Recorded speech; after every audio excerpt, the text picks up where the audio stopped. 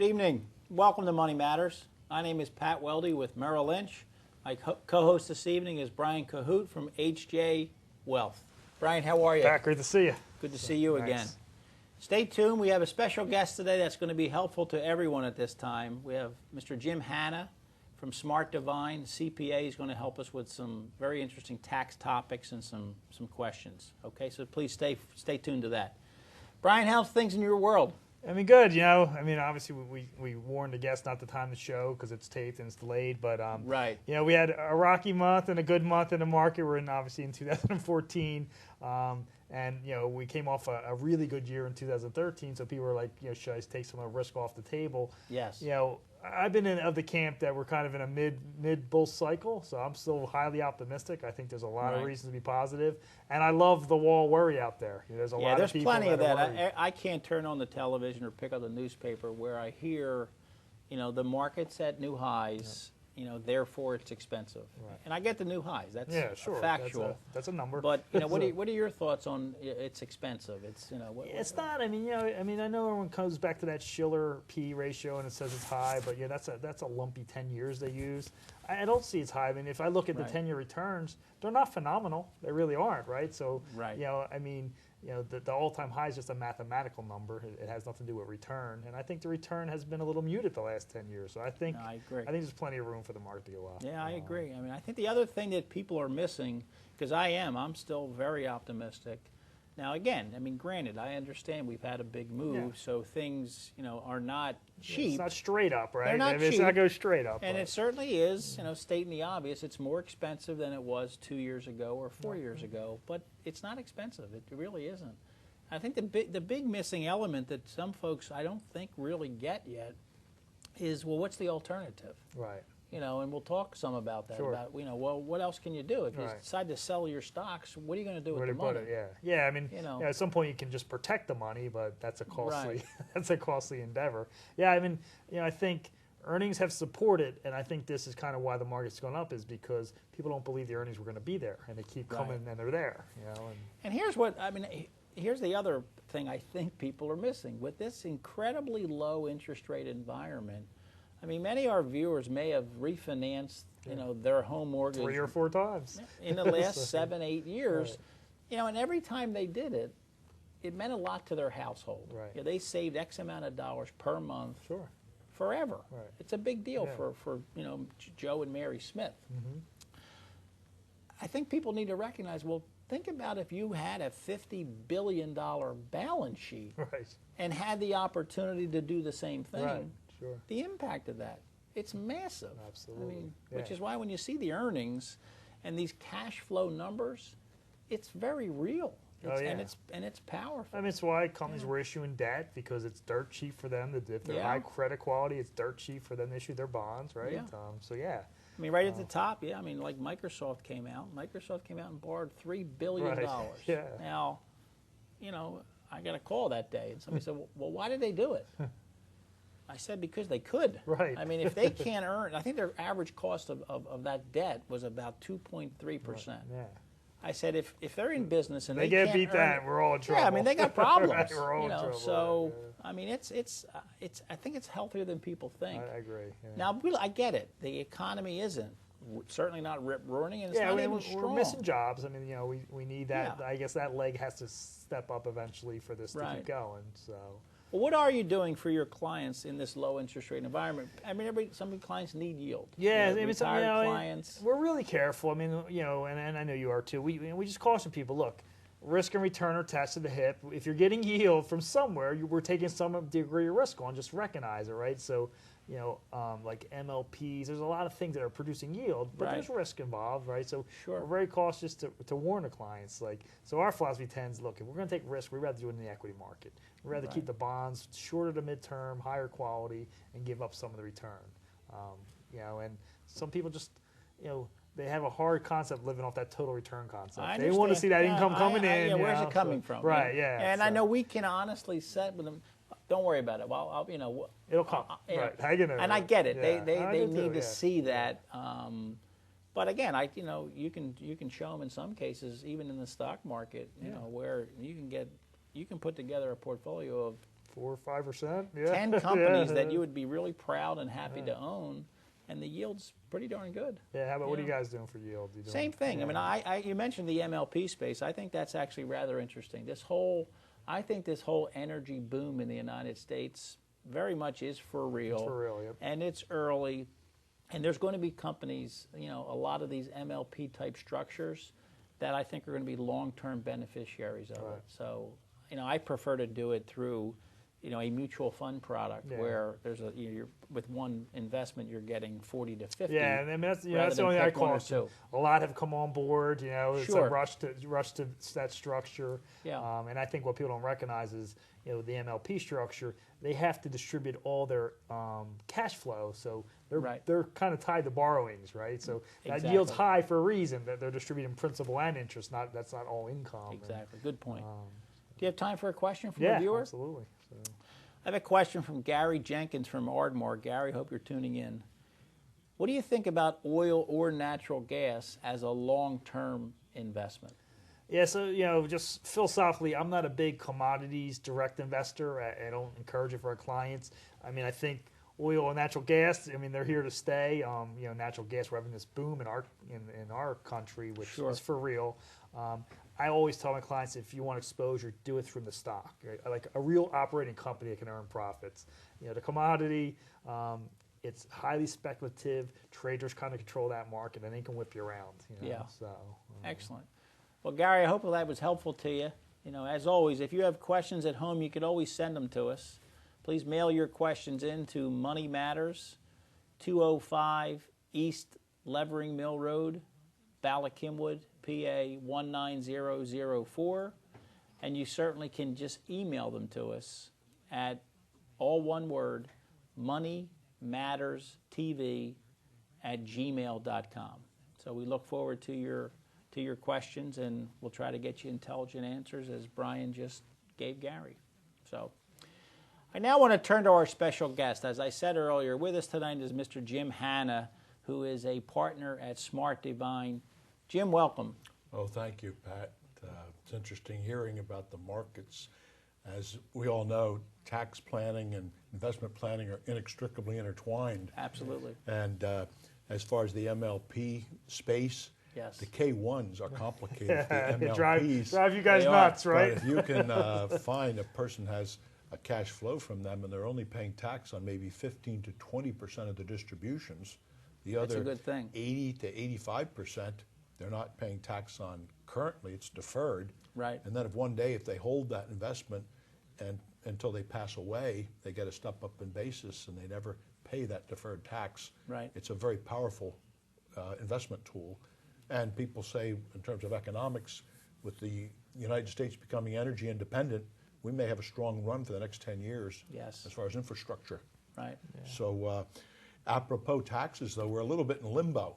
I have to tell you this year, first of all, what people can expect very soon, stay close to your accountant because there's so many things that are developing. The present budget, federal budget that's been proposed, Congress is going through that line by line now. Sure. But what happened last year, people are aware, we have this new 3.8% Medicare tax on unearned income. Right. And that's something that is coupled with a 20% capital gains rate for most of the people who will be paying 3.8%.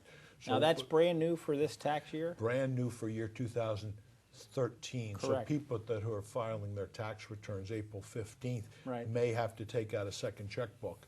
And they should plan early to have their return prepared so they can plan their cash flow accordingly. Right. Remember that people will prepare quarterly estimated payments for 2014 based upon 2013's tax. So if that tax is higher than 2014 also, the projection might be that it would be higher. Yeah. But what we say to people is run the numbers.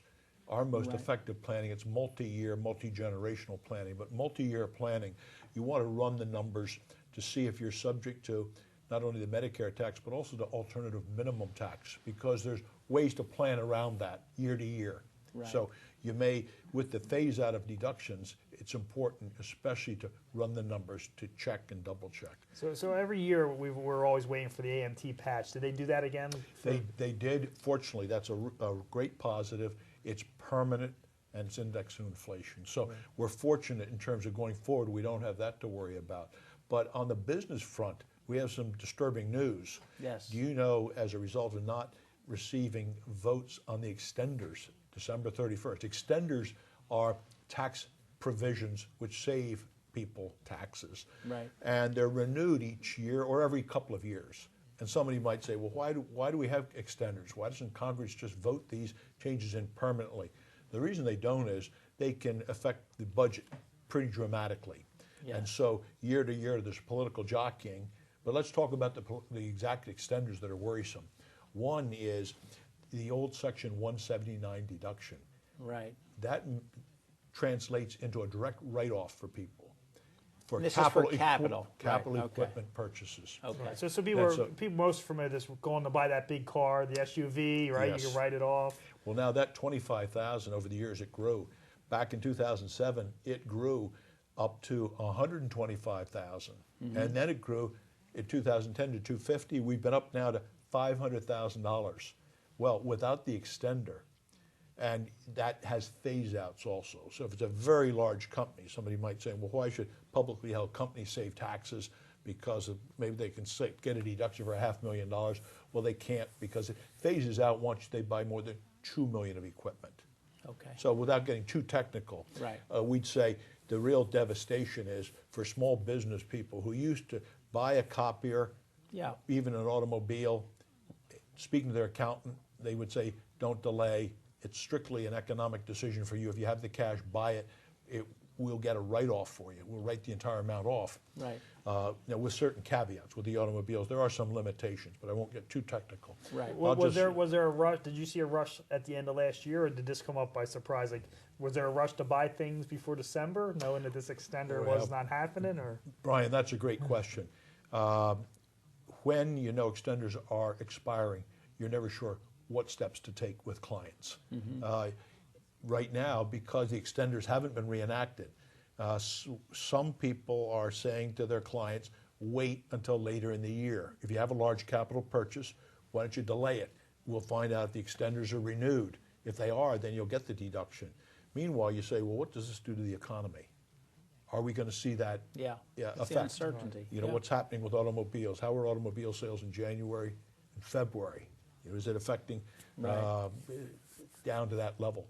But Now, there's a number of another other question I'm getting from a lot of clients, namely because we're in the investment business, obviously, is about this net investment income tax. Okay. So can you talk to our Sure. viewers about that? What Sure, does it mean? Is yeah, this brand new? It's brand new, the net investment income tax. Okay. It's 3.8%, rounded to 4%. It's an Okay. extra 4% Okay. that some of your clients and customers will pay on their unearned income, on their dividends and interest and capital gains. Okay. And it's brand new. The derivation is it's for people who have married couples over 250,000 In adjusted income. gross income. Okay. For singles, 200,000. So it's for the higher earners. The thing to be aware of is that there's not too many ways to sidestep this. Now you have tax exempts, which are not subject. Okay. You Municipal bonds. Municipal are bonds, still sure. You might have investments, let's say, in a life insurance policy where there's a deferral. Sure. They're not subject. Okay. But people are going to start to seek out probably vehicles that will enable them to minimize this. The one big challenge, remember, in the trust arena, the tax rates escalate very rapidly. Yeah. Once you're over about $12,000, you're in the highest tax bracket, and now you're going to tack another, we're rounding it to 4% onto that. All of a sudden, trustees have to rethink what are their fiduciary responsibilities regarding distributions. Possibly if they distribute earnings to beneficiaries, the beneficiary will, the family, let's call it the family group, will be paying a lower tax in the aggregate. Okay. So there's family opportunities for planning as well, which you no doubt run into. Absolutely. But what we say to you is let's plan out not just 2014, but let's look at 2015, 2016. Yeah. Meanwhile, we need to stay tuned to what's going on with the extenders. As far as public policy, one big troublesome problem is the R&D credit, research and development. This is very important in the United States. We want to encourage research and development. Yeah. Whether the tax benefit of a deduction changes anyone's outlook, we don't know. But remember, that calculation is a little bit complicated. What you need to do to garner the benefit is the amount that you're going to receive as a credit emanates from having greater R&D expenditures than the year before. So every year you want to grow your expenditures in order to get the credit. Now, a credit, remember, is the most powerful tax saving of any. It's a direct dollar-for-dollar reduction of tax, unlike a deduction, which is used at arriving at taxable income. So as far as the R&D credit, that's all important for the United States. Sure. But it's also important for smaller businesses that may have a one-off project. They're debating, do they pursue that robot crawler a little bit further, or do they wait to see whether or not R&D credits will be reinstated? I heard someone say before that a lot of companies may qualify for it, but they don't even know it because it's not well known or confusing if what R&D really is. As far as a CPA, it's very important to be proactive with your clients and really to know your clients. Sure. The tax law has become so complex. We go through a 4-page checklist for simple returns. For more complicated returns, it's a 26-page checklist, just to make sure we have not overlooked an idea for a deduction in the current year or a suggestion for the future. For example, an individual, the question is, what's sort of the 5 or 10-year plan, and are they saving enough for retirement? And how many different ways can you save for retirement? Right. If your employer has a plan presently, if you're beneath a limit, you can still make a contribution. People ask us frequently, can I make a contribution to a non-deductible IRA, and what are the consequences of converting it to a Roth? Well, the consequences are, if you have other IRAs or other retirement vehicles, you're going to pay tax on a pro rata portion of those as a result of converting the non-deductible IRA to a Roth. I love that strategy because you can solve it by taking that IRA and put it into a 401k if you can roll it in, right? Yes, yes. So in terms of opportunities for planning, we say make your CPA your best friend because you want to be speaking to them regularly. The energy credits, they're suspended once again. Every year you need to be speaking about energy credits. Remember, it's a $500 amount. It's for insulating your home. However, so this is for individuals. Individuals. Okay. For insulating your home, putting on a new storm door, installing new windows. Okay. But there was a second $500 credit for installing it, or if you buying an energy efficient appliance. But that's right now. That's all in suspense. Okay. Is this another extension item? Yes, another extender. Okay. Yeah. I heard they eased the home office deduction. Is that They for have. this year or last? Is that It'll be for the year 2013. Okay. Thank you for bringing that up. But that really will simplify the challenge of. What did they change that made it easier? Well, they made it into a set calculation. Previously, we had to ask people for square footage of the house that was devoted exclusively to office in the home. Okay. It couldn't be for any other purpose. And you were only allowed to take the deduction if you were an independent business person, that was your office, or if your employer required you to maintain an office. I gotcha. And then we had to ask for we had to find out how much total expenses amounted to operate the household, which included the heat, the light, the water, I gotcha. the normal deductions. Then we make an allocation.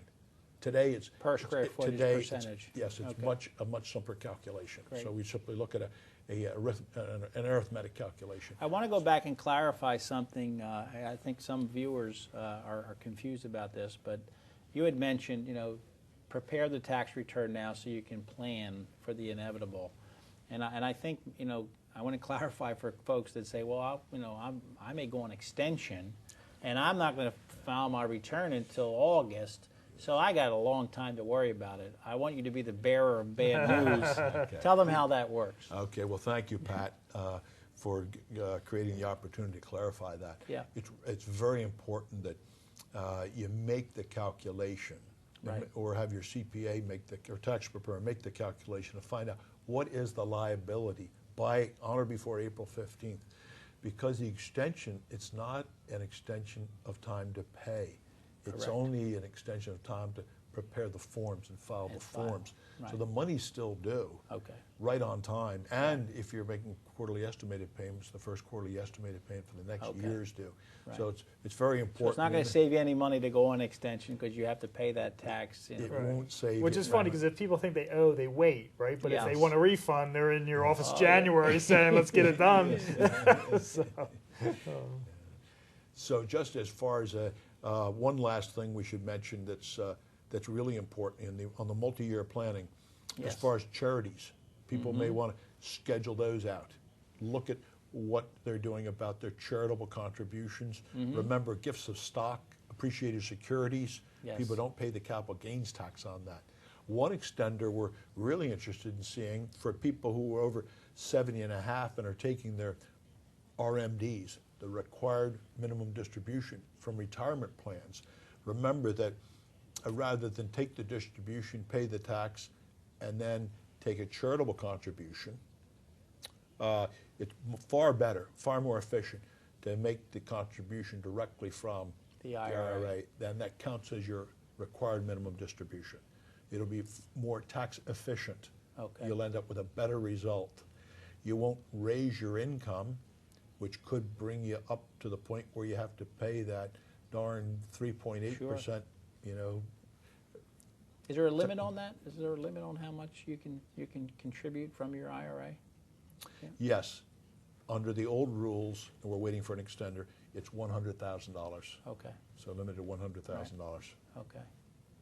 But it works well for people who are very generous. Sure. That's a starting place Yeah. for making. And I go back because, again, for some of our, I mean, we both, I'm sure, have clients, and you have clients as well, who, as you mentioned, donate appreciated stock. I mean, as you touched on, I want to be more clear with folks because it's a fantastic way to, do the right thing and be charitable. Because if you, let's say, buy $2,000 worth of a stock, and it's now worth $10,000. If you donate that stock to your favorite charity, and most charities will allow you to donate stock, and they'll give you a brokerage account where you can send your stock to, you get the benefit of the $10,000 deduction in my example, but that gain of between $2,000 and $10,000, you don't have to pay that tax. That's right. And with the markets performing well, and Right. with you, I'm sure your customers and clients have done well under your guidance. Yeah. You probably have clients with some great Appreciated appreciation. security, yeah. So it makes perfect sense. No, you're right. And believe me, with the recent run, now we do. I mean, obviously, 4 or 5 years ago, after 2008, this wasn't as important because people didn't have the type of appreciation Right. that they now have. So. And especially, I mean, for the group that finds itself going from a 15% capital gain to that 24, I mean, that's a big savings to donate that appreciated stock to charity. So yeah. Now, we'd like to encourage people to be active, write congressmen regarding questions. Right now, we're not getting any change regarding entitlement programs. Right. And we should be. If we could just reset the date that people receive Social Security by just a year. And for younger people who are in their 30s, I have children in their 30s and Yeah. 40s, they wouldn't mind at all if they No. had to wait one more year. Right. But it would really solve the problem. yeah. There was a proposal, I don't know how far it's getting, but to cut how much you can actually put in 401k plans. Do you think that's going to, I don't know if you've even heard about it. Yes. Do you think it has any legs to it? Yes, it probably does. And there was also a proposal for retirement plans in excess of $3 million. There would be a special tax, which after having been encouraged all these years To sock it away. we certainly don't want to find that something like that. It's counterintuitive, isn't it? I mean, Yes. some of the things that are. Well, Americans aren't saving enough. Let's cut how much they can Yeah, save. I know. Right? So, I think it's important for the viewers. I'm talking to a lot of clients who, as you know, with Roth contributions, where the critical difference is the IRAs grow tax deferred, the Roths grow tax free, but there's income limits to make a deductible or make a Roth contribution. But I think what many people need to be aware of is if their employer, which many do now, have a Roth 401k, A lot of clients say, well, I make too much money, I can't do it. No income restriction. On the 401k, you can make $1 zillion and still put your portion, now 17.5, into the Roth portion and have that money growing tax I mean, free. I'm a huge, I don't know where you fall in the road, I'm a huge fan of it. So I have most of my clients, because most of their life, they've done it on pre-tax. They have this big pre-tax bucket and no Roth at all. They hadn't had a shot at it. So there's two events. I mean, one is real simple, taxable versus tax-free. And I get it. I understand clients want that immediacy of the deduction now. And I know that's important. Yeah. Believe me, depending on somebody's age, the longevity and using that money and compounding it over time is far more powerful. But the second thing you had touched on is regarding required distributions. Roth accounts do not have required minimum distributions. They do in the 401k, but when you retire, you're going to roll it into a Roth IRA, and that can be a great legacy tool for clients who have saved well and truthfully won't need the money for themselves, and this could be there for their children. So for someone retiring, if I could ask you gentlemen a question. Sure. Suppose they've been very diligent. They have $1 million saved in a Roth and $1 million saved in a traditional IRA. Right. Maybe rolled it out of a 401k plan. They've got to take the RMD from the taxable. Right. What do you recommend they do with the Roth? Does that sit and wait for the next generation?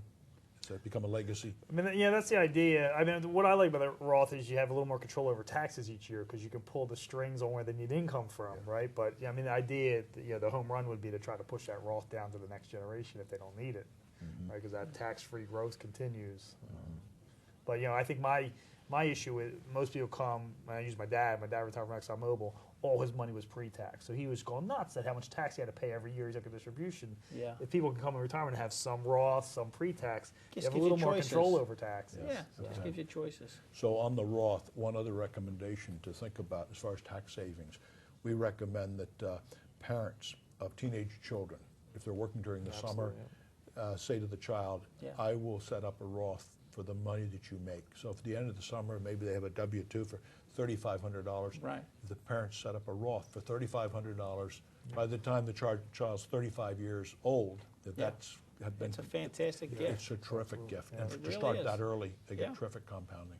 No, it's a fantastic, and it's a good tool for the children to teach them, about saving early. I mean, how many times do we hear, start early, start early, I had a client do it for this kid that was 6. That might be a little aggressive, right? Yeah. No, I mean, I think the most important thing you said right out of the gate, that this is truly, this is a time to get to know your CPA better than you ever have before, because there's a lot of things going on. You touched on many of them. I know we could touch on many more, but it's really important. But the multidisciplinary approach as far as meeting pays off too. If clients have their investment advisor meet with the CPA, and even occasionally with the attorney also, there might be something, there's usually an idea or two that comes out of that meeting. That's well important. Worthwhile. It's important. I think the team approach. The team approach, and attorneys as well. I mean, it's the more you know about your client, the more we know about our client. As you said, there's going to be good things that come out of that. So. One other thing we'd mention, as far as estate planning. Right now, many people are not subject to a federal estate tax because the exemptions over, $10 million, husband and wife.